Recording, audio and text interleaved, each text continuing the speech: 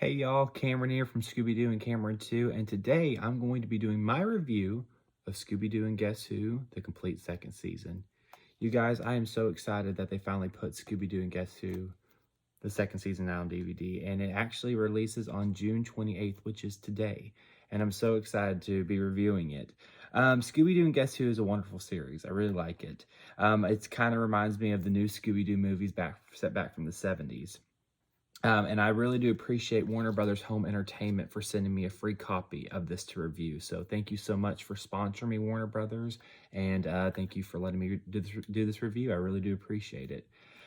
So a couple things about this series that I love so much is that the second season is actually my favorite season. I love how the first season kind of gets into it a little bit, but by the second season, we're really starting to dive into more guest stars that are really kind of essential, I would say, to the Scooby-Doo history. Now, don't get me wrong, the first season there was great guest stars and great people. But I just love how in the second season we get a lot of cool things. So in this DVD, the complete second season, it has 26 episodes. Now I think that's pretty cool. Now, a couple of my favorite episodes that I want to talk about. Number one being Scooby-Doo Dog Wonder. Now, in this episode, I love it so much because it's when Scooby-Doo teams up with Blue Falcon and Dynamite. Now, we see Scooby-Doo and team up with Blue Falcon and Dynamite all over in the past, like Laugh Olympics and the Scooby-Doo show, like slash Richie Rich show, and also too in Scooby-Doo Mystery Incorporated. But then we get to see this episode where Scooby-Doo actually teams up with them, and I just think it's really cool. So that's one of my favorite episodes. Another one of my favorite episodes would have to be Cher, Scooby, and the Sargasso Sea. Now, I love that one very much because if you guys remember from the old 1970s Scooby-Doo, the new Scooby-Doo movies, there was The Secret of Shark Island with Sonny and Cher.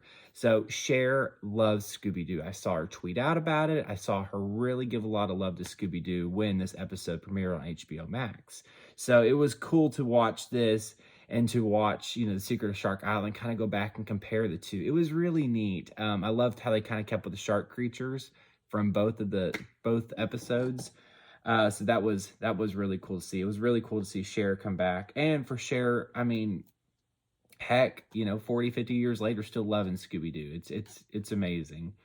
Um, the one episode that I absolutely loved would have to be A Haunt of a Thousand Voices. I think that's my absolute favorite of this series. Now, the reason I say that is because Scooby and the gang team up with their voice actors in real life. So you got Grey DeLisle, you got Kate McCucci, you've got Matthew Lillard, and you have Frank Welker. Now they all come on here. They voice themselves as cartoon characters, and then they're voicing Fred, Daphne, Shaggy, Velma, and Scooby. And so, but they actually get to interact with each other. Now, I think that was really unique because we've never seen anything done like this before.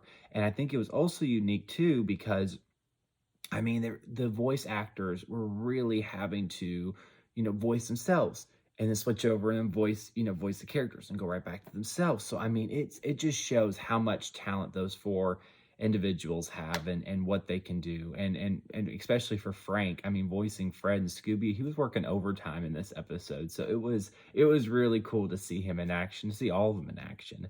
And I know that when that one came out, it received a lot of love from the Scooby fandom, from the Scooby community. It was blowing up on Twitter, Instagram, all the social media platforms because, like I said, we've never really seen anything like this done in the Scooby-Doo franchise before. So it was unique. And again, that one was called A Haunt of a Thousand Voices. That was my absolute favorite one.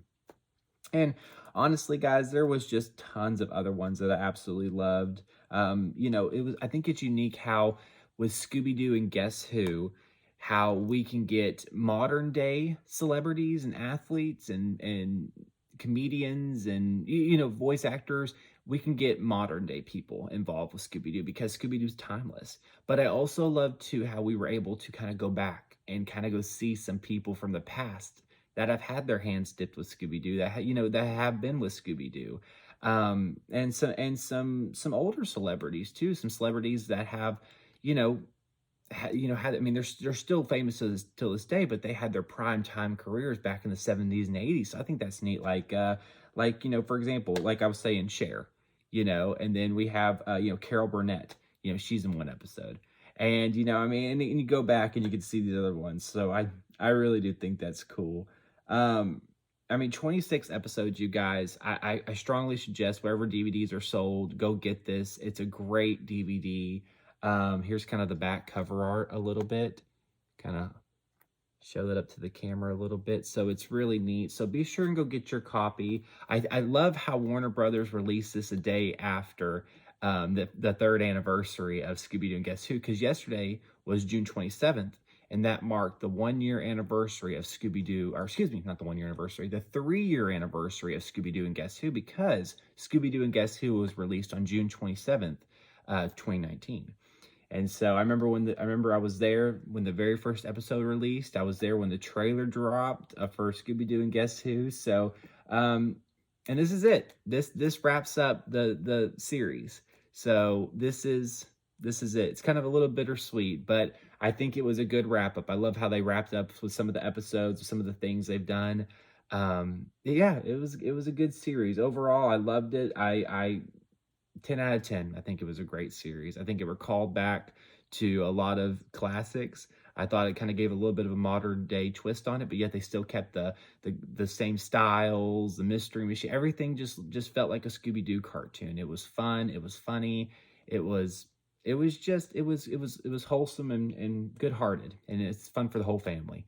So I just strongly suggest that y'all get out there and look for Scooby-Doo and Guess Who. This will be, like I said, anywhere you can buy a DVD. Go pick it up today. Today is June 28th, and it is released.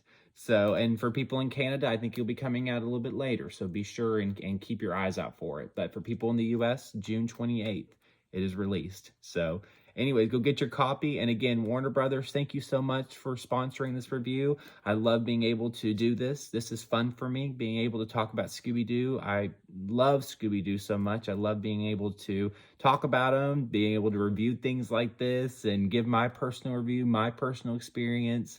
I've grown up watching Scooby-Doo. I think it's cool how I grew up watching the new Scooby-Doo movies, and that helped start some of my love for Scooby-Doo because that was the earlier Scooby-Doo. And now they're coming back and, doing Scooby-Doo and Guess Who, and that just feels like such a recall to the 1970s, the new Scooby-Doo movies. So new Scooby-Doo movies, Scooby-Doo and Guess Who, it's just great. It's fun for the whole family. Go pick it up, you guys. Hey, and thank you guys so much for watching this video. Be sure and hit like and subscribe on the buttons below.